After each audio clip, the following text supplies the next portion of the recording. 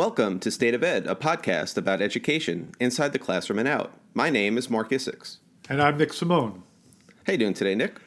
Extremely excited about what you set up today. This is one of your finest. Oh, thank you very much. I appreciate that. And I am very excited as well because we have two experts in STEM and the AR, VR world, and can't wait to bring them in and just pick their brain and have them inspire us and our listeners to do amazing things moving forward in the classroom. So without further ado, it gives me great pleasure to introduce Jaime Donally, who is a former teacher, a tech enthusiast, a staff developer, an ed tech consultant, and the author of Learning Transported, Augmented, Virtual, and Mixed Reality for All Classrooms. And we also have David Lockett, our very first Albert Einstein Fellow. I definitely don't feel smart enough to be in this conversation, Nick. I don't know about you. He's a middle school educator and a STEM advocate and educator starting a program at NASA in just a few weeks. So welcome so much, Jaime and David, to the podcast. Hi, thank you so much. Hello, thank you. Thanks for being here. Well, we're just absolutely ecstatic about having you here. And you are in possession of so much knowledge that I'll speak for myself that I am desperate to access, and I really can't wait to hear all the different things that you have to share. I know that both of you are tremendous advocates of STEM and AR and VR. And I guess for the sake of our listeners, can we start with just differentiating between AR, VR, and mixed reality? Not just our listeners, Marc, myself included. And our co-hosts. I'm a middle school teacher. I teach 6th, 7th, and 8th grade. And in the classroom, we use augmented reality a lot because a lot of our students have cell phones. And we want those cell phones, to be used in, ways that are groundbreaking, ways that are different. And when we use AR, with AR, you're adding a digital element, to a live view by using the camera on your smartphone. Think about, Snapchat, Pokemon, Minecraft, Earth, you're augmenting those digital elements to a live view. So that is kind of what, intrigues my students, and that's what, gets them to, take that deep dive and say, hey, AR is something that we want to do. Yeah, with augmented reality, we're using our real world, whereas with virtual reality, we are, looking at something completely digital all around us. And so there's really different purposes for different tools. It doesn't necessarily say one's better than the other. Mixed reality is another one that you hear a lot about, and that is augmented reality with that enhanced technology using some artificial intelligence, machine learning, really digging deeper into that aspect to allow people to experience something that feels much more real than the traditional augmented reality we've had in the past. So, but all of them really can sometimes be used at the same time. So you'll see a mix of all of it, and sometimes used independently and really for different purposes. So as educators, how many years do you think each of you has been working in this capacity or with these tools? I'd 15. say, at least that. No, I'd say about 10, at least. 10, okay. Yeah, I've been using augmented reality without knowing what it was called for a long time, before I even went into education. So I remember using my son's DS, for instance, and seeing augmented reality, but, being kind of blown away by some of that technology. My mom actually used to do something when I was growing up called hair designs on computers. And they would use augmented reality for people to be able to see different designed hair styles that they can wear.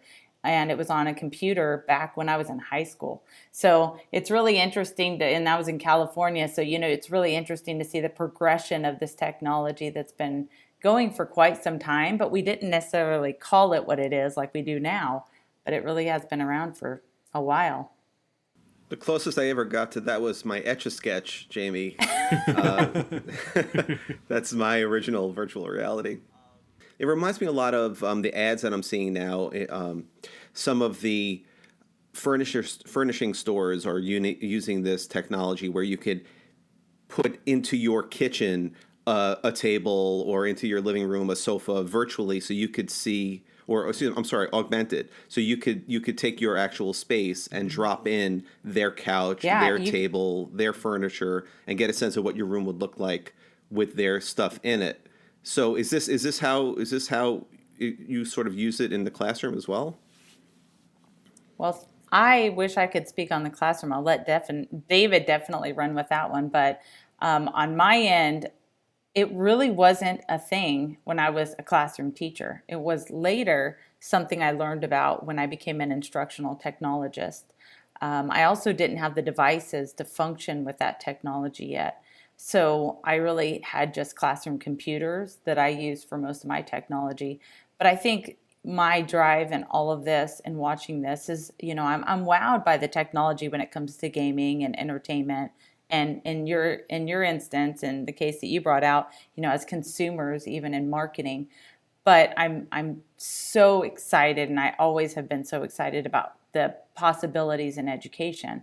It's been something to me that it's like, well, if we can do that in gaming, if we can capture their attention this way, if this is possible, think about what our kids can do with this. And so I've always been, obviously, the passion side. I might spark interest seeing it on the entertainment side, but it's never sustained. It's education that I think, for me personally, that I've really seen a big vision for it.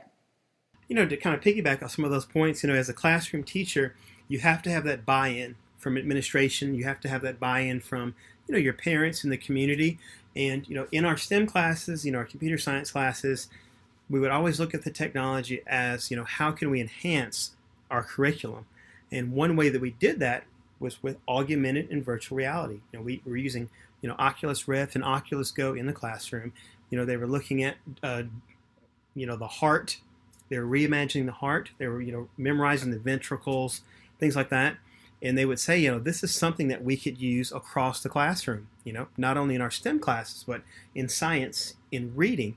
How can we, bring these digital elements in so all students can benefit from them? So, once we had that buy-in, it was just, an unreal experience. Every classroom teacher, started coming and say, hey, how can we adopt this for a reading class? How can we adopt this in our chemistry class? So, it's just amazing, seeing it from, the point that we introduced it to the point it's at now.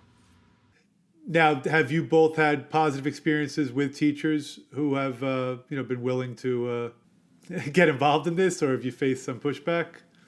Both. Both. I'm Okay, sure. that's fair. I like the honesty. I don't know. For me, the AR, VR, and EDU community, which is where I first connected with David. Actually, I may have connected with David first with EdCamp Global, Yes. meeting globally. But, looking at the AR, VR, and EDU community and how that's grown, I mean, you have a lot of people that are really, like, you have people that are ready to jump in head first. Let's do this. I love it. Then you have people that are like, I don't know about this. I really need to know, like, what are the benefits? So show me and prove to me. And then you have people that are just scared to try, that are just adamant, just like, I don't even know where to begin, And then you have some naysayers, which are far and few between, but they're just anti-technology altogether. I feel like that's less and less what we deal with today. But more so than anything else, just boosting the confidence. I'm passionate about using the technology that doesn't require somebody to be a tech guru. It requires anybody and everybody to just be aware of what's possible and what's out there. So a lot of what I share is just going out and doing the research for them. But, once they're aware of what's out there, that they can jump in and do it, and that anybody can jump in and do it, for the most part, you pretty much have some pretty good buy-in, because they're like, wow, I can apply it here, here, and here. The problem is actually getting them to use it the right way, because if they're jumping in, oh, I'm ready to go, let me put this in my curriculum tomorrow, but yet they're pushing it in, it doesn't fit, it doesn't really match any objective, they have no goal, they're just bringing it in because it's a cool factor. I think that's where you lose the value of any technology, including immersive. So that's kind of what I've run into on a personal basis of sharing it with teachers. So how do people get started? So what would both of you suggest if someone's listening to this and they say, I'm ready to take the leap? And then, Jaime, to your point, how do you actually make it match and make it fit into what you're doing so it enhances what you're attempting to do on the instructional side and the curriculum side without cheating the curriculum and the instruction just to simply push in something that's cool? Well, I'll start and let David definitely jump in here too. The first conversation I typically have with people that are excited and ready to jump in is with admin who have the funding, a grant, money put aside. They've seen it somewhere. They're excited about it. Very rarely do they have a goal. And so if there's anything that I am a big advocate for is really identifying, why are you doing this to begin with? Is it just the technology that you're bringing it in? Because that's going to be a fail, and that's going to be money not well spent. So you really need to identify first, what is your goal for bringing this in? And so oftentimes that starts with, where are your kids struggling? Like, what are you trying to accomplish here with your students? If it's really reinforcing something that they're already good with, then you're not bringing it in the right way. You really need to target the areas of where they struggle, where your kid's having some deficiencies, where are you struggling to showcase something in a way that really is difficult concept. As a math teacher, I ran into that a lot. And so, really taking those concepts and making it real for them to see and walk around and explore and own as a student. So there are ways of approaching this. It really starts with your objectives, and it starts with also identifying your students. A lot of this I talk about in my books. And so there's, really an emphasis on knowing your kids, knowing where they're at, knowing your resources, knowing your goals, talking to one another, working together, embracing the fact that your students are a part of this journey with you instead of trying to know it all, which you can't. So I think it's multifaceted. I don't think there's one answer for that, but just like anything that you bring into your school, being prepared for what you're bringing in instead of just jumping right in. It's not going to be successful. You're going to run into a lot of, problems along the way if you're just jumping in without really being prepared for it. In my book, and David, I definitely want to hear your thoughts about that. But in my book, I opened with a chapter called Tech Graveyards, and really speaks to exactly what you're saying, Jamie, which is a lot of districts are jumping into technology and spending a lot of money because the school district down the street has a certain type of tool, but there's no plan for implementation, and there's no buy-in, there's no philosophy.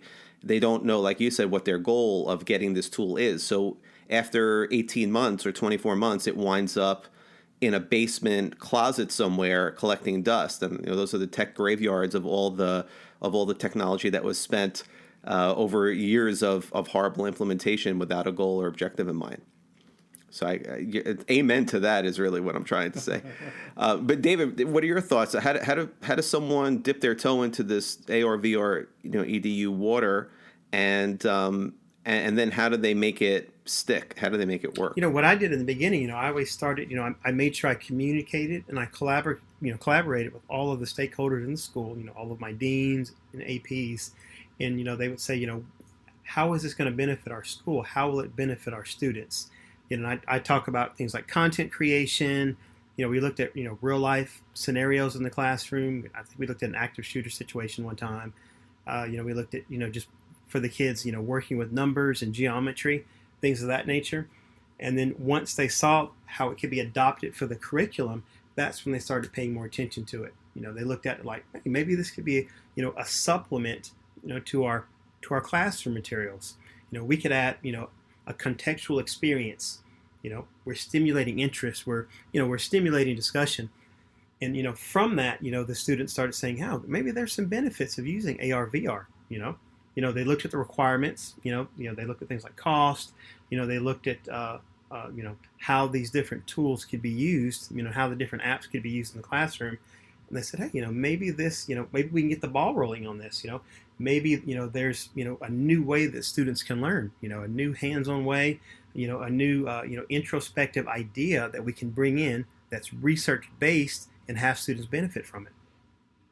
You're both like speaking Marc's language. And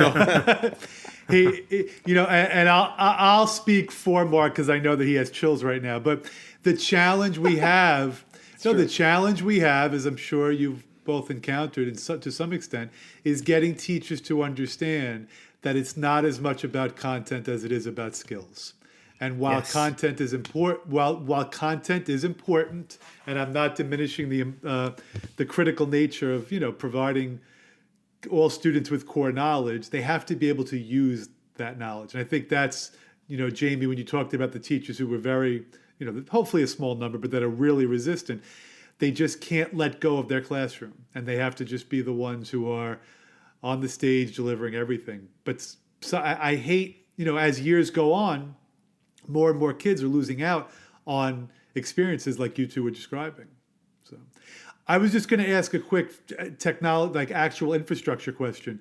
When you talk about budgeting and, what tools from like the base level to the greatest you could possibly purchase, what tools are out there for districts to consider? So I teach at an Apple school, which means at our school, all the students have access to MacBooks, iPads, iPhones. We champion, that one-to-one technology, because we want to make sure we're educating all children, that it's practical, and that we're not facing any kind of limitations. So when we look at, AR, VR, in the classroom, think about, the Merge Cube. Our students love the Merge Cube because there's so many different ways they can create. They're doing writing prompts on these. They're putting the water cycle in the palm of their hand. So when you think about it, there's not a lot of a startup cost there. You have a lot of items that are obviously reusable. You have a lot of items that are practical. So a lot of items that can reuse with updates. So that was the kind of the vantage point that I took, starting out. Now the Merge Cube, just for the benefit of our audience, that it looks similar to like a Rubik's Cube size device, but it's coded in such a way so when you hold it in your hand and you look at it through either, I guess, your device or maybe even through some sort of VR headset, you can start to see in 3 dimensions any number of things from a beating heart to the solar system. Could you actually go into a little bit about the Merge Cube and how it works and how you can make it work in your classroom? Oh yeah, the Merge Cube has AR markers built in, and using different programs like CoSpaces, students and educators can create using the Merge Cube. They can use the Merge EDU platform across the curriculum to enhance their learning. When we first started using the Merge Cube, it was interesting because you could go to Walmart and get them on clearance for next to nothing. And then as they started to become more and more used, they started getting snapped up. When we're using them in the classroom, we're obviously using iPads. Students are using their cell phones. We started theming our lessons around the Merge Cube. February, we were doing Black History Month. We were doing aviation studies. There were lots of different lessons and activities that are readily available for the Merge Cube that any teacher can just kind of step into the role of a designer or a creator, and they can take off with learning. Having that role of being a creator and designer was really big in our STEM classes. Students would constantly say, I'm going to be a creator today. I'm going to be a designer. How can we, use this augmented reality to, to reach more students, to, find different ways to reach them. I can see a little bit more easily how this can fit into the science world. But how do you make this work in the humanities space where things are, there isn't necessarily in English language arts, the photosynthesis or a beating heart where you can kind of hold it in your hand. So how do you work in disciplines that are perhaps a bit more abstract by nature? Yeah, English storytelling always applies. I think storytelling, being able to describe something in a 360 or in 3 dimension is difficult. And it takes a lot more thinking behind it. It really requires a student to have to use many different aspects to describe something rather than just written. And it could be in correlation to that written text. It could be that that's part of their speech, and their speech is involved with 360 or virtual reality or augmented reality. So there's quite a bit you can do on that end. There's so much history out there going on within augmented and virtual reality.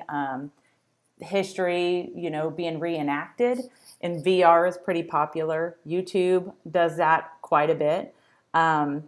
There's also some great companies out there that use some great 360 content, 3D content, augmented reality to reenact. In my case, being here in Texas, the Alamo is a big one. So there's quite a bit of content there that align with some augmented and virtual reality playing cards and books and portals, augmented reality portals that you walk into the Alamo and go and see that everything taking place around you and hearing those stories. So I think that what it really boils down to is it's unlimited, that and kind of even addressing the question that you had before, where do you start? And it never starts in the same place for everybody. And I think that's the point, is that when you can identify what your needs are, what your goals are, where your students are, what devices you have available, what your district is actually going to be in line with, and what they're going to encourage and work together on, what other teachers you're working with. So when all of those things kind of come into light, I can say everybody takes a different path, especially when they start identifying where their students are struggling.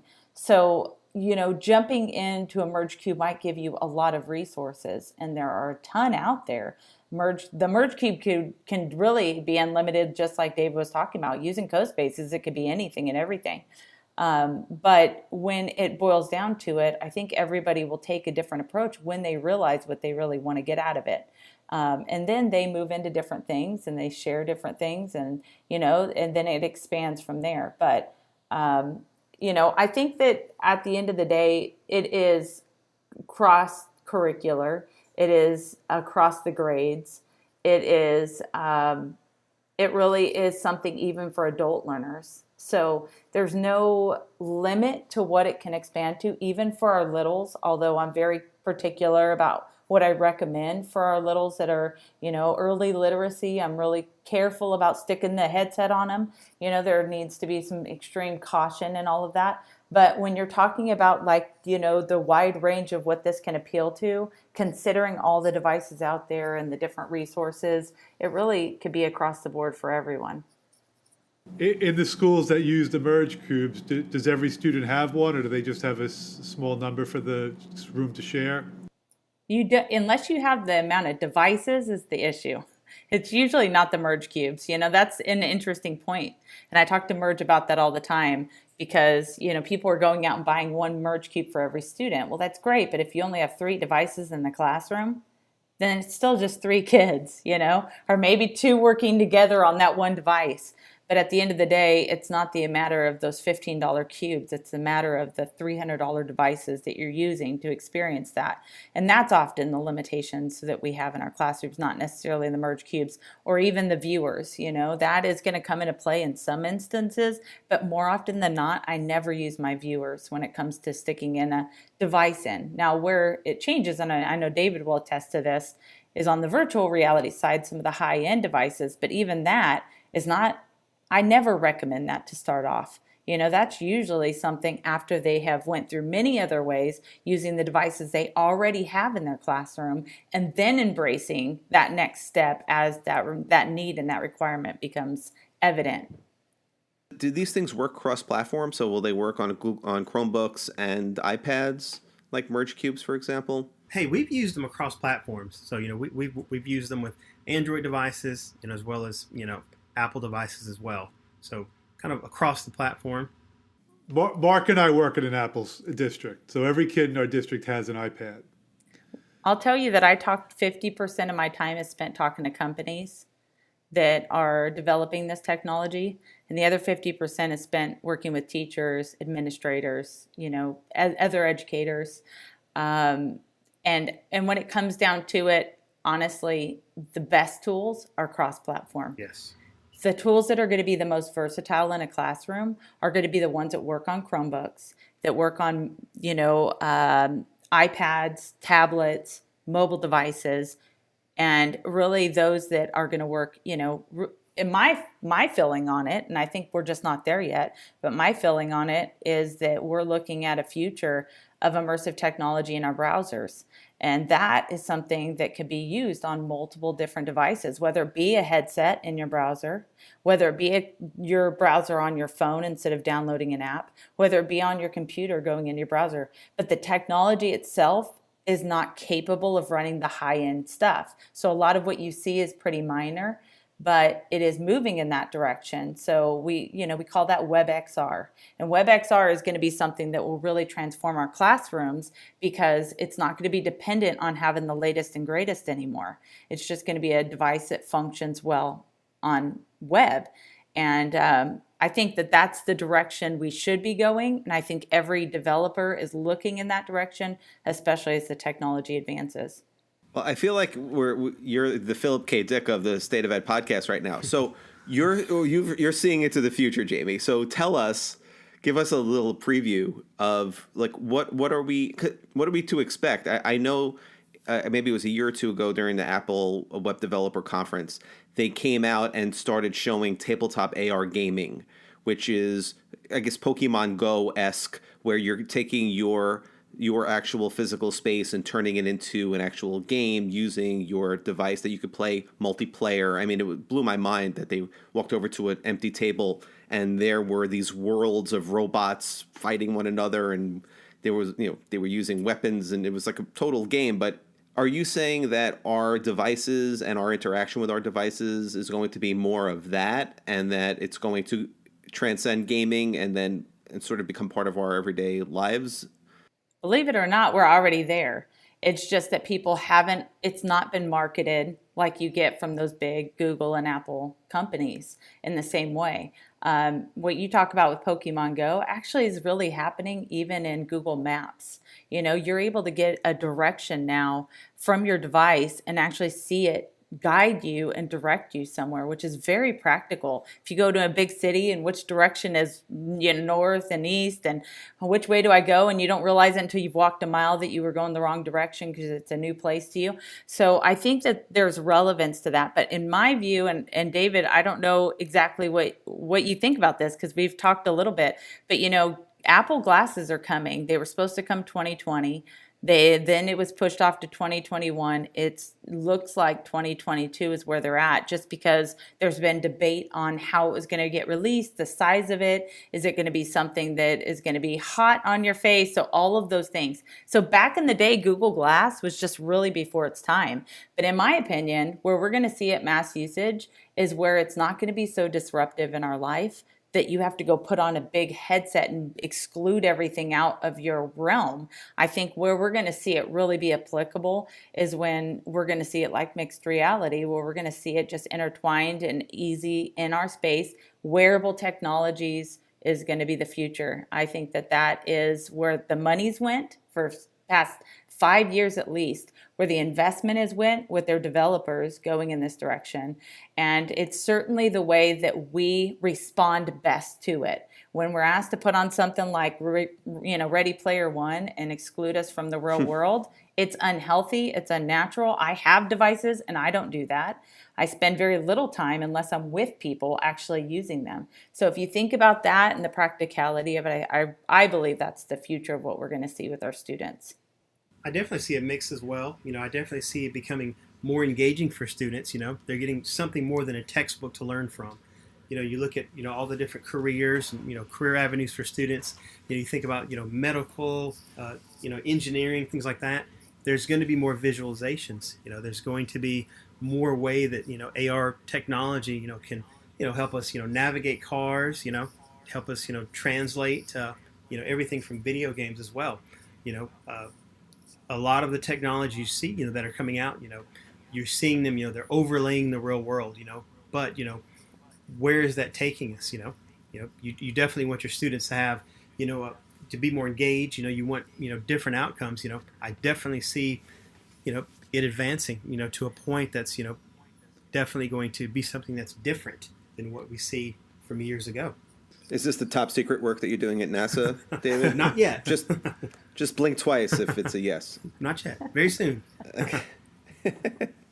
I mean, in your experiences in your areas, is it more likely that schools are embracing this trend and movement, or is it more likely that schools are still, in the old traditional format of education? I see them embracing it, because a lot of times when I'm using this technology with my students, I try to share everything that I'm doing, just so I can find, something new another teacher might be doing. So, they're seeing this technology and they're seeing that all students can do it from all, socioeconomic backgrounds, all socioeconomic groups, they're amazed. Students are learning this new technology, they're having fun with it, and they're coming away with, they're empowered by technology. Oh yeah, you don't have to sell me. I was sold at the beginning. My concern is it's so unfortunate for students who go to schools where administration just doesn't want to embrace it at all. And this has nothing, as you've said, it's not necessarily a budgetary issue, although I guess it could be.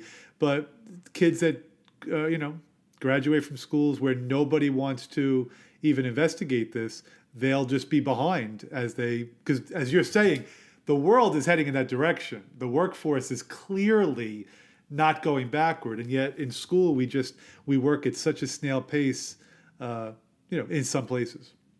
Well, because it's not on the test. Exactly. If we can get past that test and say, hey, this is a future talent, that's where you need to head. Think about the future talents that you're cultivating. Obviously, COVID-19 there are tragic implications to COVID-19, but if we had to identify, perhaps educationally speaking, a silver lining, do you think that part of that silver lining could be educators embracing technology more rapidly now that they have been pushed to remote learning? I would definitely agree. You look at this technology, it's going to attract them to this field. But you look at the technology, how can we introduce this technology to give our students the careers that exist in the future? Students, engineers, they all have that same desire. They want to innovate. They want to change the world.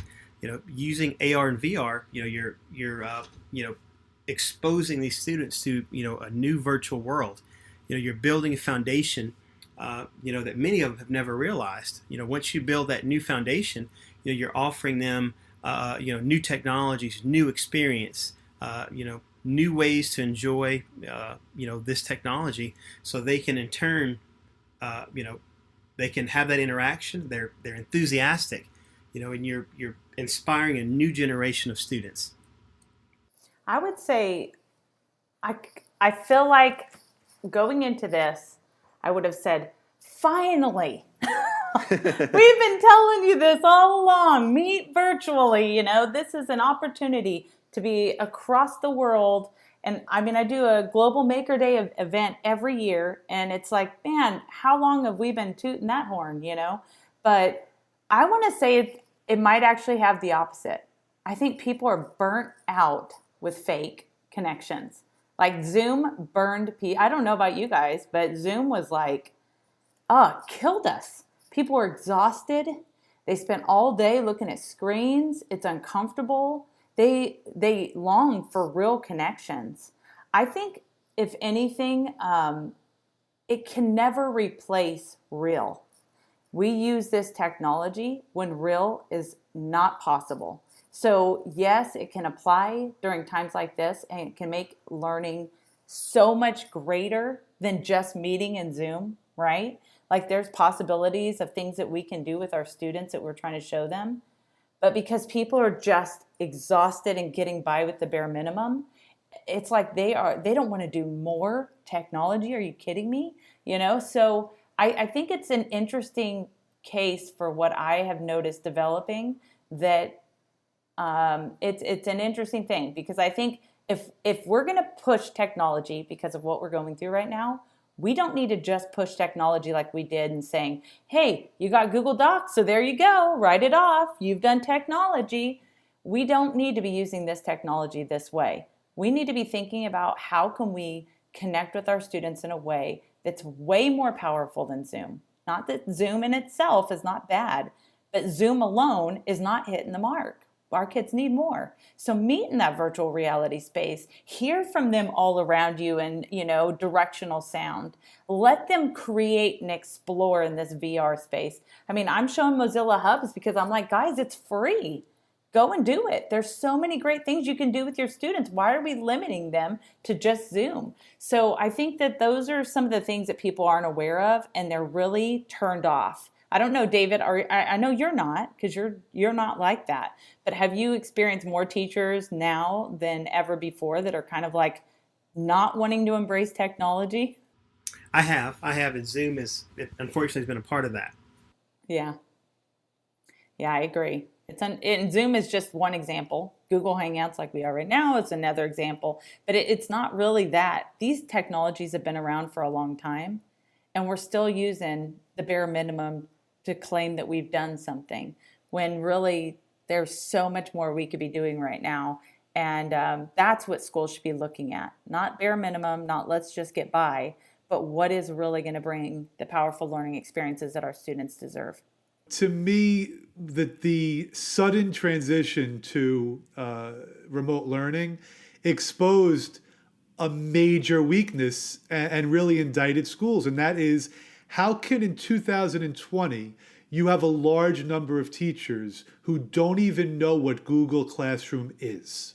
And so they were proud of the fact that, look at how fast we got everybody up to speed. And of course, I try to be as optimistic as possible, and I do give them credit. I think what we did under those circumstances was extraordinary as a nation. But that's pathetic.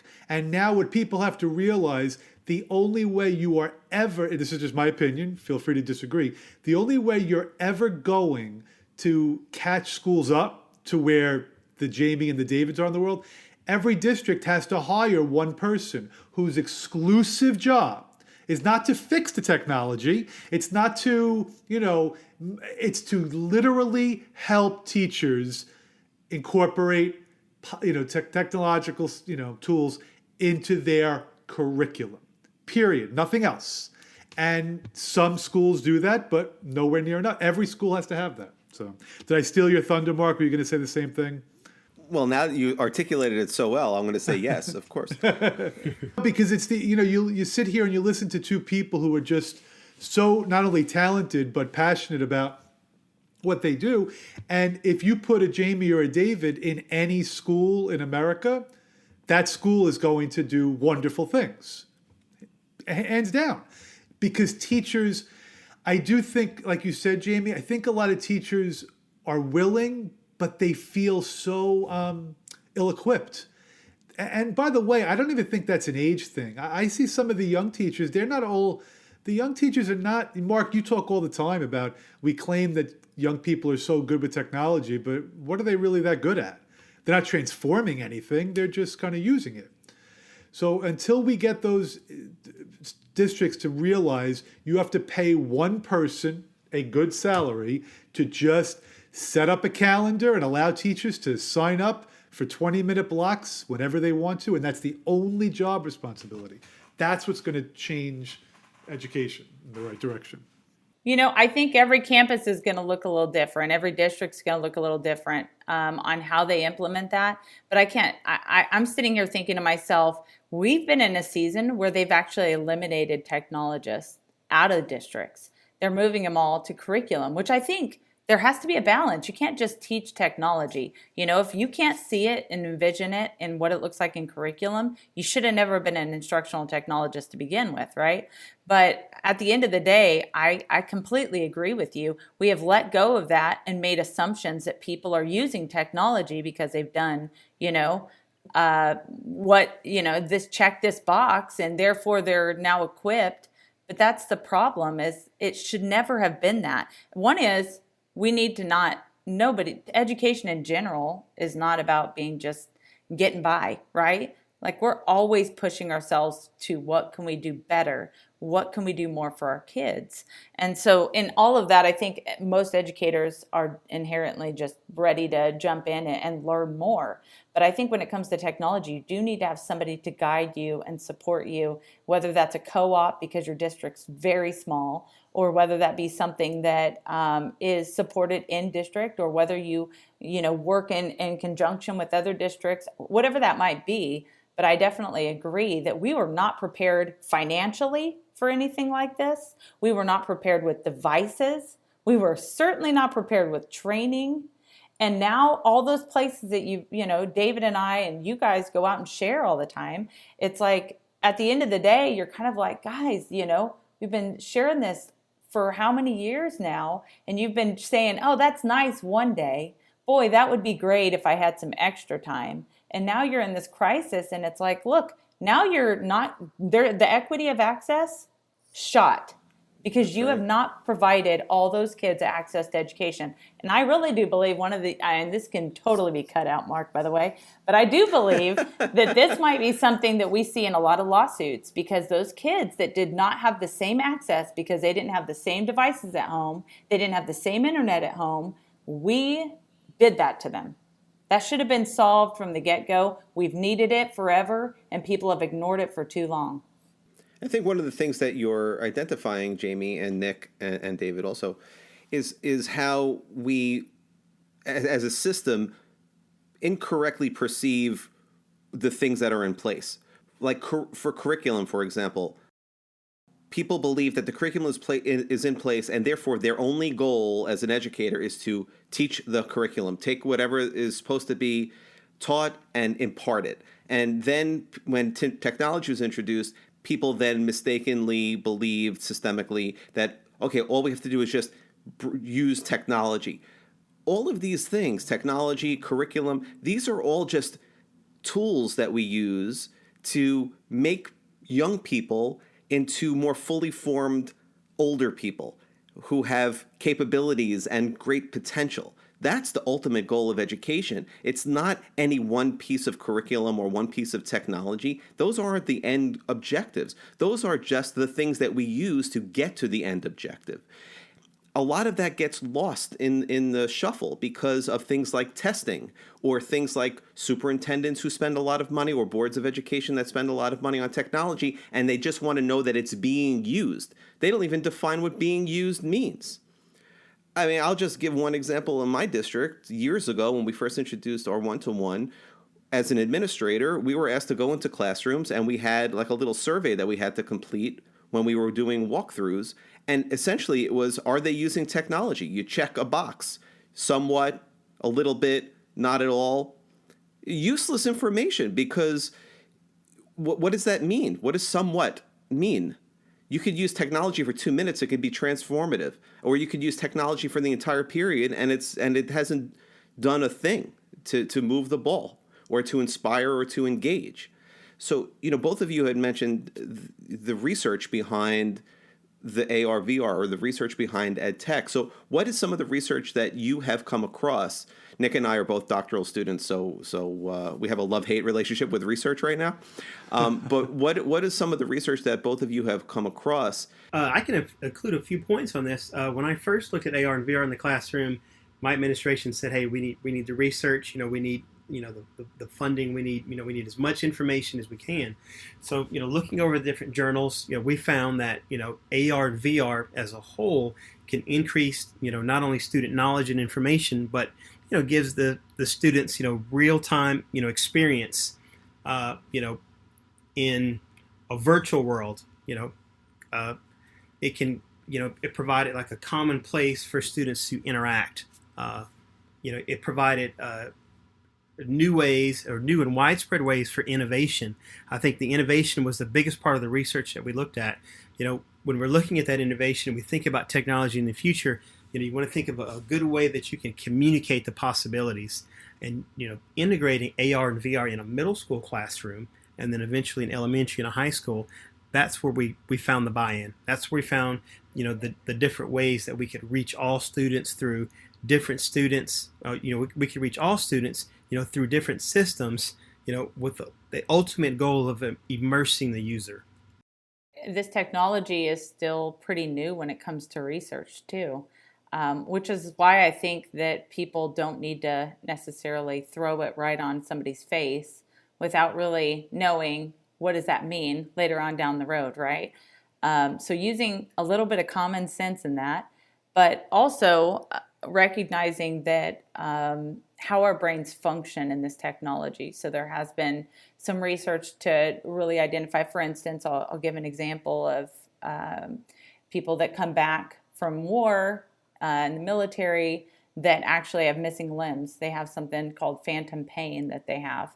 So where the arm used to be, that arm actually is not there anymore, but they feel extreme pain in there. And to the point where they actually have to go and give them drugs to help alleviate that pain, because there's just no, no way of convincing them that that's not there. It's coming from your brain. That pain feels very real to their body.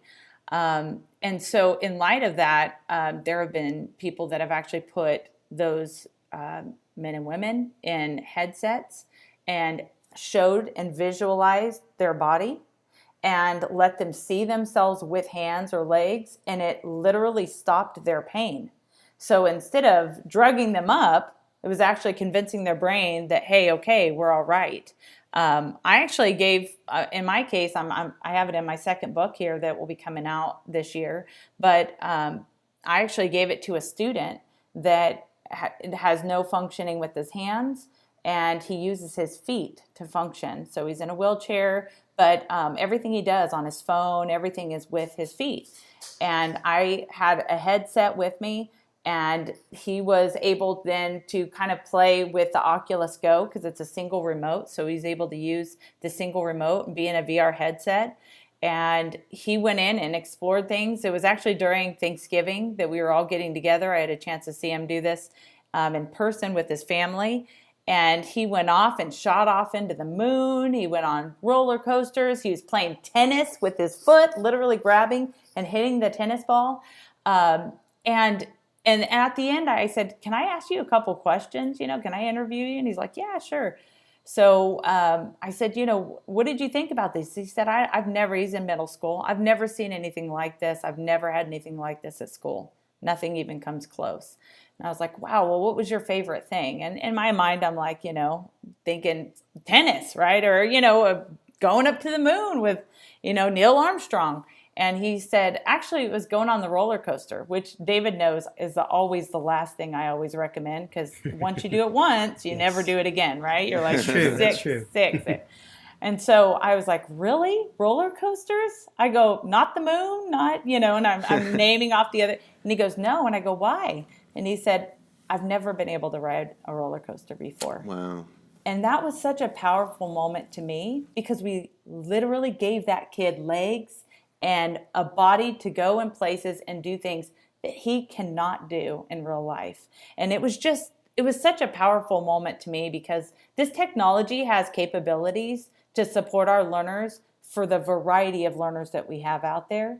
All we need to do is give it to them and give them a chance to explore, give them a chance to share with us what's important to them, and us helping to bridge that gap for them. So the study sometimes isn't, a Harvard study showing this and that, and let's line up the data, but it's really changing people's lives. And that's where you can see that the learning, it takes a whole different realm in the classroom. Oh, wow. I think we have to end on that note. Way too powerful. Thank you so much for sharing that. That's a beautiful story. Yes. And by the way, Nick and I can attest, because we've read some of those Harvard studies. They're not all that most of the time. and I'm keeping that in this podcast. I'm not editing that out. I stand by that. But thank you both so much for sharing your experience and your expertise and your views of the visions of the future and the present. Where could we direct people to find resources if they've been inspired by the stories that you've shared with us today? Where could they go and find resources to start without having to find grants to jump into this and start at the grassroots level in their schools? ARVR and EDU is a hashtag you can find on a couple different social channels. Mainly on Twitter is where David and I connect the most. And we have that Twitter chat that happens every Wednesday evening, 8 p.m. Central Time, just for half an hour. But it's like a little mini PD session. Every week you join in and you're learning a new tool, something that just came out or something that's getting updated, a way to connect us together, but then also, bringing that back into the classroom. We do fun, crazy stuff, but everybody at every level is welcome. We have a lot of folks joining in the background, just watching, that never really say anything, that are watching. You can always go back and research and learn. But my website is arvrinedu.com, and that's where I store a lot of my tools and things that I'm working on is done in blogs. So I reference that quite a bit. There's a ton of content out there that you can go back and look at various tools, how it applies, the links.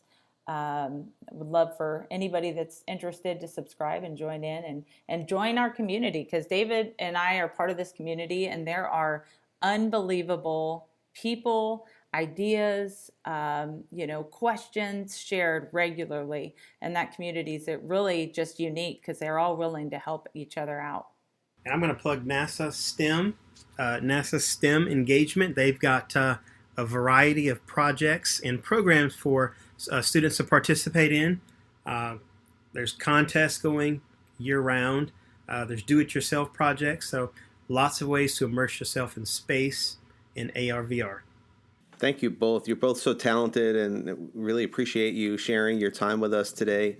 And your expertise really inspired me to take the next step in this AR, VR adventure and try to bring it into our classrooms and inspire our educators to utilize it to maximize their power with our kids. So thank you. Thank you. But if I don't get my doctoral work done this summer, you'll know why. There's going to be a lot of research from what you've given us. Thank you, guys. Very cool. Remember that you can follow us on Apple Podcasts or find us on the web at stateofedpodcast.com, where you'll find links to all the different things that Jamie and David discussed regarding AR and VR in EDU. You could also find us on Twitter at SOE Podcast, or you could find me at Twitter at Marcus6 or on the web at marcus6.com. Pick up a copy of my book, Forward Fast, Making Sense of Education in an Era of Rapid Change, wherever books are sold. And once again, a huge thank you to Jamie and David for taking their time, sharing their talents, and all of their wonderful ideas, and inspiring at least 2 more people to give AR and VR a shot in the classroom. Thanks so much, and have a good one.